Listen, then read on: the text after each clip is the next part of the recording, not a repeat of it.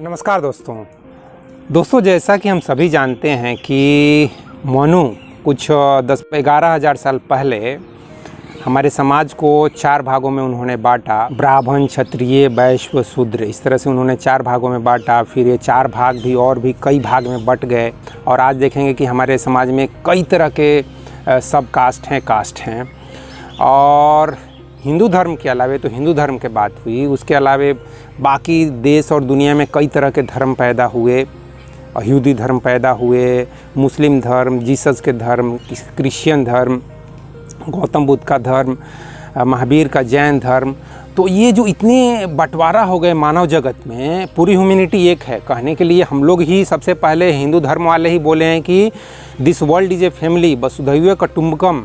ये किसी हमारे देश के ही किसी महान विचारक के दिमाग में विचार आया था कि this world is a family, whole humanity is a family. लेकिन फिर भी इस ह्यूमैनिटी में, इस मानवता में, इस संसार में इतने तरह के, हज़ारों तरह के बंटवारा पैदा हो गए।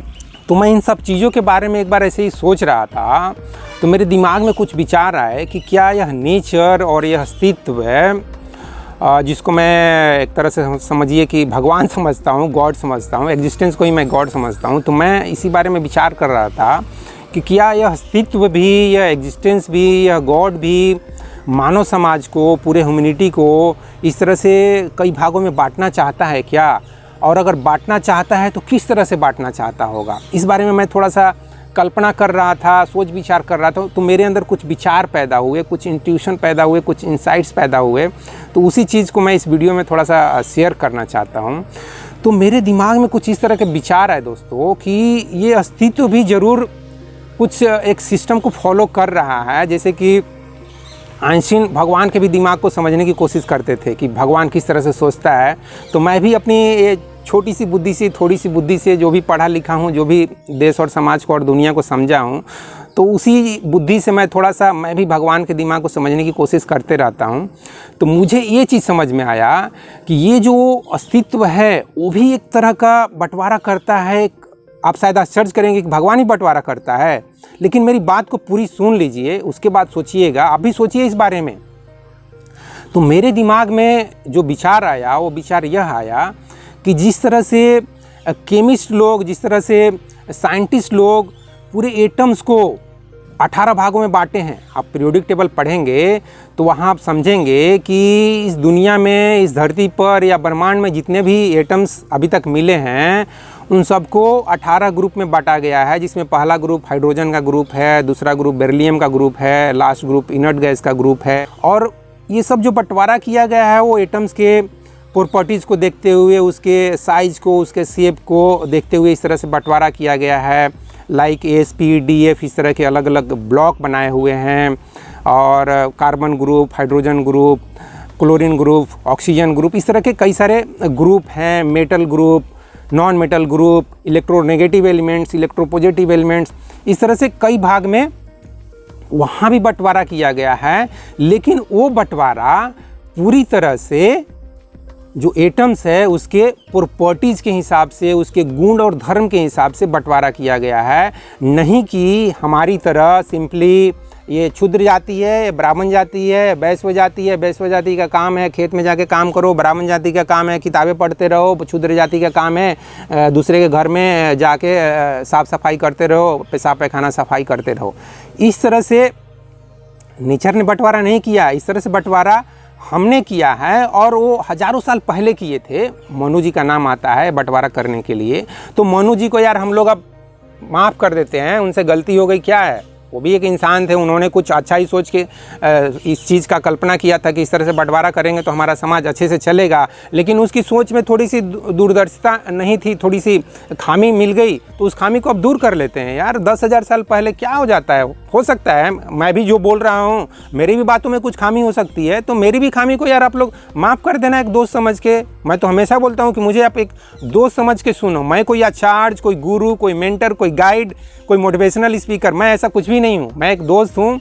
तो मेरे को आप एक दोस्त के रूप में ही सुनो और अपने अंदर भी सोचो कि यार ये जो एक लड़का कुछ बोलना चाह रहा है, कुछ बताना चाह रहा है, इस बारे में थोड़ा सा मुझे भी सोचना चाहिए। तो आप भी अपने अंदर सोचो।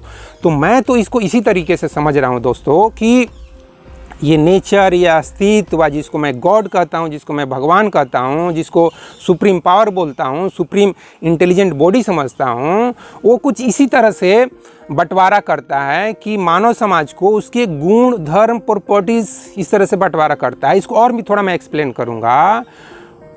जैसे कि दोस्तों कोई पढ़ लिख कर डॉक्टर बन रहा है, कोई इंजीनियर बन रहा है, कोई पढ़ने लिखने में उतना ध्यान नहीं दे रहा है क्योंकि उसको एक्टिंग करना अच्छा लग रहा है तो एक्टिंग कर रहा है, किसी को सिंगिंग करने में मन लग रहा है, किसी को गाना गाने में मन लग रहा है तो गाना गा रहा है, किसी को डांस करने में मन लग रहा है तो डांस कर रहा है। इसके लिए आपको ज़्यादा कुछ पढ़ाई लिखाई करने की ज़रूरत नहीं है, इसमें फ़ोटो इलेक्ट्रिक इफेक्ट को समझने की ज़रूरत नहीं है, और ना ही आपको जो गौतम बुद्ध के पापा का क्या नाम है या अकबर के बेटा का नाम क्या है, पिताजी का क्या नाम है, ये सब हिस्ट्री आपको पढ़ने की ज़रूरत नहीं है, या प्लेटो साहब ने क्या कहा है, ये सब पढ़ने की कुछ भी ज़रूरत नहीं है।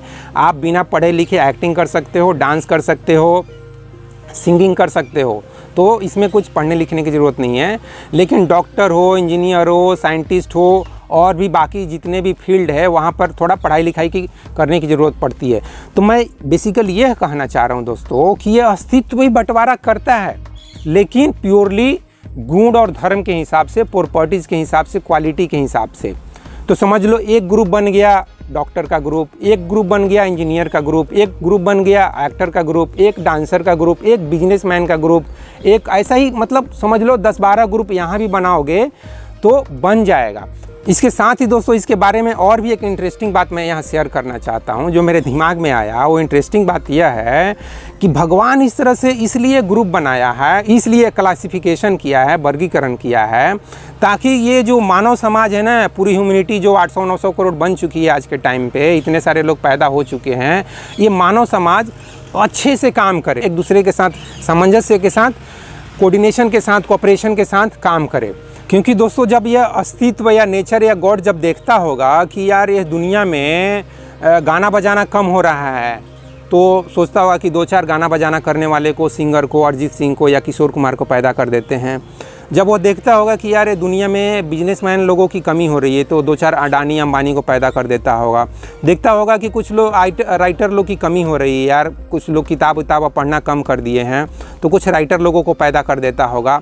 मैं भी चूँकि राइटिंग पहले किया हूँ इसलिए राइटिंग की बात कर दिया। तो कुछ चेतन भगत को पैदा कर देता होगा, ज़रूरत के हिसाब से आइंस्टीन को पैदा कर देता हो, ज़रूरत के हिसाब से अमिताभ बच्चन जी को पैदा कर देता होगा। तो बेसिकली मैं यह कहना चाहता हूँ दोस्त कि यह अस्तित्व या नेचर या भगवान भी निश्चित रूप से कुछ सिस्टमेटिक प्लान कर रहा है, और इसलिए हजारों साल पहले अगर कृष्ण ने बोला है कि ज़्यादा धर्मस्य, जब जब धर्म की हानि होती है तब पुण्य लोग, महात्मा लोग पैदा होते हैं, तो उस बात में थोड़ा सा क्लू है दोस्तों। क्योंकि कृष्ण ने इस बात को समझा होगा कि यार इस धरती पे अगर बहुत ज़्यादा अधर्म हो जाएगा तो निश्चित रूप से जो धार्मिक लोग हैं, जो ज्ञानी लोग हैं, जो महात्मा लोग हैं, जो इंटेलिजेंट लोग हैं, उनको पैदा करना शुरू कर देगा कि यार इस धरती पर देखो क्या बहुत ज़्यादा अत्याचार हो रहा है, अधर्म हो रहा है, अज्ञानता की भरमार हो रही है, तो यार ज्ञानी लोगों को पैदा करो, आइंस्टीन को पैदा करो, न्यूटन को पैदा करो, गौतम बुद्ध को पैदा करो, श्री कृष्ण को पैदा कर दो। तो कहने का मतलब यह है दोस्तों कि बेसिकली मैं यह बताना चाह रहा हूँ कि भगवान भी और यह अस्तित्व भी कुछ न कुछ सिस्टमेटिक प्लान जरूर कर रहा है। और इसी तरह का विचार मैं समझता हूँ कि आइंस्टीन भी सोचते होंगे कि किस तरह से ये ह्यूमैनिटी चल रहा है, किस तरह से मानव समाज चल रहा है, मानव जगत चल रहा है। तो मैं भी इस बारे में थोड़ा सा विचार किया, और जो चीज़ मैं अपने अंदर समझा, सोचा, उस चीज़ को मैं इस वीडियो में आपके साथ शेयर किया। तो इस बारे में आपके अंदर भी दोस्तों अगर कुछ विचार पैदा होते हैं इस वीडियो को देखने के बाद, तो उन विचारों को लिखा कीजिए दोस्तों। कमेंट बॉक्स इसलिए रखा हुआ है कि अगर आप जागरूक बनो दोस्त, जागरूक बनो, इंटेलिजेंट बनो, स्मार्ट बनो, क्लेवर बनो। और अगर आप कुछ सुनते हो, आपके अंदर कुछ विचार पैदा होते हैं, कुछ भावना पैदा होती है, तो उस भावनाओं को आप अपने विचारों में व्यक्त कीजिए, तो कमेंट बॉक्स में आप अपने विचारों को बताइए कि आप इस बारे में क्या सोचते हैं, क्या समझते हैं। और अगर यह वीडियो आपको अच्छा लगता है तो अपने दोस्तों को भी शेयर कीजिए ताकि वो लोग भी जागरूक इंसान बने। क्योंकि दोस्तों समाज में, देश में जागरूकता फैलाकर ही जो ये देश में बंटवारा है हिंदू धर्म के नाम पर, चाहे बौद्ध धर्म के नाम पर, ये जितने भी धर्म के नाम पर हिंदू, मुस्लिम, सिख, ईसाई जितने भी ये बंटवारा हैं, उस बंटवारा को हम समाज में जागरूकता फैलाकर ही इस बंटवारे को, इस भेदभाव को दूर कर सकते हैं। तो आप भी इस बारे में अपने विचार दे सकते हैं दोस्तों कमेंट बॉक्स के माध्यम से। तो इस वीडियो में बस इतना ही दोस्तों। जय हिंद, जय भारत और जय विश्व, जय भगवान। Thank you very much friends.